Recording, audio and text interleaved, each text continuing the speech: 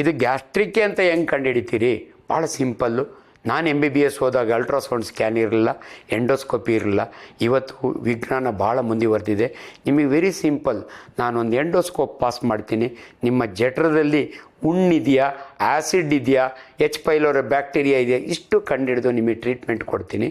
ಒಂದು ultrasound scan ಮಾಡ್ತೀನಿ.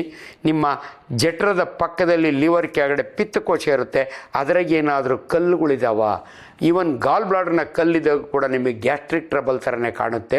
ಅದೇ ಡಿಫ್ರೆನ್ಸ್ ನಿಮಗೂ ನನಗೂ. I am A specialist. ನಾನು ಕಂಡುಹಿಡಿತೀನಿ. ನೀವು ನನ್ನ ಹತ್ರ ಬಂದರೆ ಇದು ನಿಮ್ಮ ಗಾಲ್ ಬ್ಲಾಡರ್ ಪ್ರಾಬ್ಲಮ್ಮ, ನಿಮ್ಮ ಲಿವರ್ ಪ್ರಾಬ್ಲಮ್ಮ, ನಿಮ್ಮಿದು.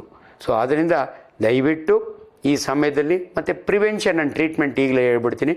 ಪ್ರಿವೆನ್ಷನ್, ದಯವಿಟ್ಟು ನೀವು ದಮ್ ಹೊಡೆಯೋರಿದ್ರೆ it is one of the worst irritant. Smoking stop ಮಾಡಿ. ಎಣ್ಣೆ ಹೊಡೆಯೋರಿದ್ರೆ ಆಲ್ಕೋಹಾಲಿಕ್ ಗ್ಯಾಸ್ಟ್ರೈಟಿಸ್ ಅಂತ ಹೇಳ್ತೀವಿ ನಾವು. ಆಲ್ಕೋಹಾಲ್ ಕುಡಿಯೋರಿಗೆ first target stomach, second target ನಿಮ್ಮ ಲಿವರ್ ಫೇಲ್ಯೂರ್ ಆಗುತ್ತೆ. ಅದರಿಂದ ಇವನ್ನೆಲ್ಲವನ್ನು ಅವಾಯ್ಡ್ ಮಾಡಿ. ಮತ್ತು ಏನು ಮಾಡಬೇಕು ಡಾಕ್ಟ್ರೆ? ಟೈಮ್ ಸರಿಯಾಗಿ ಊಟ ಮಾಡಿ, ಮಾಮೂಲಿ ಊಟ ಮಾಡಿ. ತುಂಬ ಜನ ಹೇಳ್ತಾರೆ ಡಾಕ್ಟ್ರೆ ಹಸಿಮೆಣಸಿನ್ಕಾಯಿ ತಿಂದರೆ ನನಗಾಗಲ್ಲ ಅಂತ. ನಾನು ನಿಮ್ಗೆ ಹೇಳ್ತೀನಿ, ನಾನು ದಿನಕ್ಕೆ 4 ಹಸಿಮೆಣಸಿನ್ಕಾಯಿ ತಿಂತೀನಿ. ಹಸಿಮೆಣಸಿನ್ಕಾಯಿ ಈಸ್ ಎ ವೆಜಿಟೇಬಲ್. ನಾನು ಧಾರವಾಡದಲ್ಲಿ ಅಂದರೆ ಹುಬ್ಬಳ್ಳಿಯಲ್ಲಿ ಸರ್ಜನ್ ಆದವನು 1980ರಲ್ಲಿ. ಅಲ್ಲಿ ನಮ್ಮ ಹಾಸ್ಟ್ಲೊಳಗೆ ನಮ್ಗೆ ಯಾವಾಗಲೂ ಅದೇ ಪಲ್ಯ ಇರ್ತಾಯಿತ್ತು. ಇವತ್ತು ತಿಂತೀನಿ. ನಿಮ್ಗೆ ಹೇಳ್ತೀನಿ, ಹಸಿಮೆಣಸಿನ್ಕಾಯಿಗೂ ಗ್ಯಾಸ್ಟ್ರಿಕ್ಕಿಗೂ ಸಂಬಂಧ ಇಲ್ಲ. ಕಾಫಿ ಟೀ ಕುಡಿಯೋದ್ರಿಂದ ಗ್ಯಾಸ್ಟ್ರಿಕ್ ಆಗೋಲ್ಲ. ಮತ್ತು ಏನರಿಂದ ಆಗುತ್ತೆ ಡಾಕ್ಟ್ರೆ? ಎಣ್ಣೆಯಲ್ಲಿ ಕರೆದಿರೋವು. ದಿನ ಚೌಚೌ ತಿನ್ನೋರು ಇರ್ತಾರೆ, ಪಕೋಡ ತಿನ್ನೋರು ಇರ್ತಾರೆ, ಚಿಪ್ಸ್ ತಿನ್ನೋರು ಇರ್ತಾರೆ. ಅಂಥವನ್ನ ಅವಾಯ್ಡ್ ಮಾಡಿ. ಟೈಮ್ ಸರಿಯಾಗಿ ಊಟ ಮಾಡಿ. ನಾನ್ ವೆಜಿಟೇರಿಯನ್ ಫುಡ್ ತಿನ್ನೋರು ಲಿಮಿಟ್ನ ತಿನ್ನಿ. ಅದು ತಿಂದಿನ ಒಂದಷ್ಟು ಸಲಾಡ್ಸ್ ತಿನ್ನಿ, ಸೌತೆಕಾಯಿ, ಮೂಲಂಗಿ ಹಣ್ಣು. ಮೋಸ್ಟ್ ಇಂಪಾರ್ಟೆಂಟ್, ಟೈಮ್ ಸರಿಯಾಗಿ ಊಟ ಮಾಡಿ. ಸೊ ನಿಮ್ಮಲ್ಲಿ ಏನಾದರೂ ಟ್ರೀಟ್ಮೆಂಟ್ ಇದೆಯಾ? ಭಾಳ ಜನ ನೀವೇ ಮೆಡಿಕಲ್ ಸ್ಟೋರ್ನಾಗ ಹೋಗಿ ಪ್ಯಾಂಟೋಪ್ರೋಸೋಲು, ರ್ಯಾಂಟ್ಯಾಕ್ ಕೊಡಿ, ಪ್ಯಾನ್ ಕೊಡಿ ಅಂತ ತೊಗೋತೀರಿ. It's okay. ಬಟ್ ಅನ್ಫಾರ್ಚುನೇಟ್ಲಿ ನೀವು ಹಂಗೇ ನುಂಗ್ಕೊಂಡಿದ್ರೆ 5 ವರ್ಷ ಆದಮೇಲೆ ನಿಮ್ಮ ಸ್ಟಮಕ್ನಾಗ ಒಂದು ಕ್ಯಾನ್ಸರ್ ಆಗಿರುತ್ತೆ. ಅದು ನಿಮಗೆ ಗೊತ್ತೇ ಆಗೋಲ್ಲ. ಆದ್ದರಿಂದ ಸೆಲ್ಫ್ ಮೆಡಿಕೇಷನ್ ಈಸ್ ಡೇಂಜರಸ್. ನೀವು ಒಂದು ಸಾರಿ ಆದರೂ ಒಬ್ಬ ಡಾಕ್ಟ್ರ್ ಹತ್ರ ತೋರಿಸ್ಕೊಳ್ಳಿ. ಅವ್ರು ಹೇಳ್ದಂಗೆ ಟ್ರೀಟ್ಮೆಂಟ್ ತೊಗೊಳ್ಳಿ.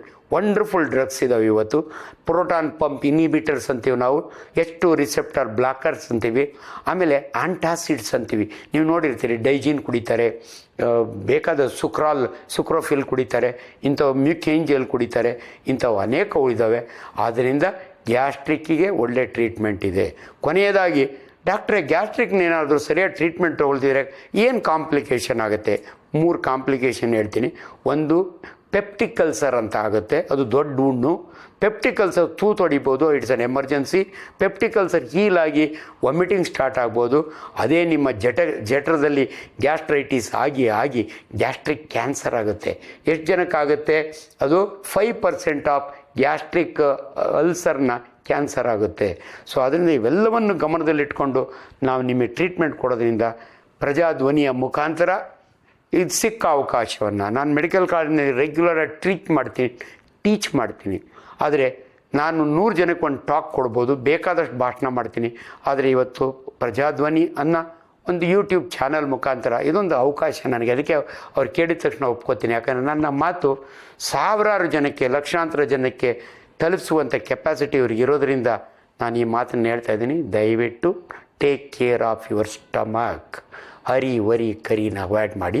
ನಮಸ್ಕಾರ.